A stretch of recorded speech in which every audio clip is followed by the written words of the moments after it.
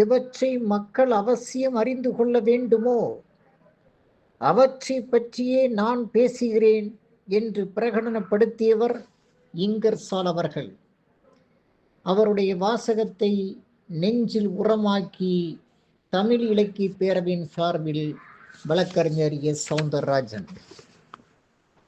19ஆம் நூற்றாண்டில் உலகம் கண்ட அற்புதமான சிந்தனையாளர்களில் ஒருவர் இங்கர்சால். இவர் பகுத்தறிவு உலகத்தின் தந்தை என்று போற்றப்படுகிறார். இவர் அமெரிக்காவின் நியூயார்க் மாகாணத்தில் கிறிஸ்டன் என்ற ஊரில் பிறந்தார்.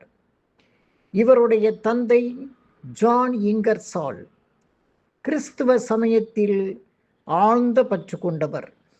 ஆனால் இங்கர்சாலின் மனம் மத போதனைகளில் ஈடுபடவில்லை.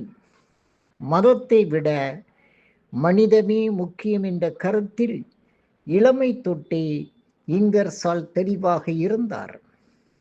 தந்தையின் போக்குக்கேற்ப தான் மாறாமல் தன்னுடைய சிந்தனைக்கேற்ப தந்தையை மாற்றியவர் இங்கர்சால்.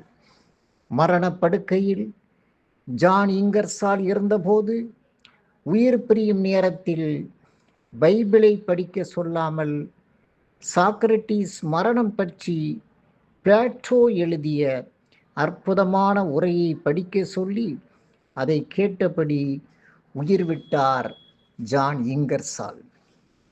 படிப்பு முடிந்த பின்பு இங்கர்சால் சிறிது காலம் ஆசிரியராக பணியாற்றினார்.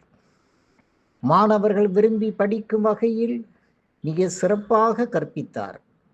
ஆனால் ஊர் மக்கள் இங்கர்சாலை ஒரு நாத்திகராக பார்த்து எதிர்த்தனர்.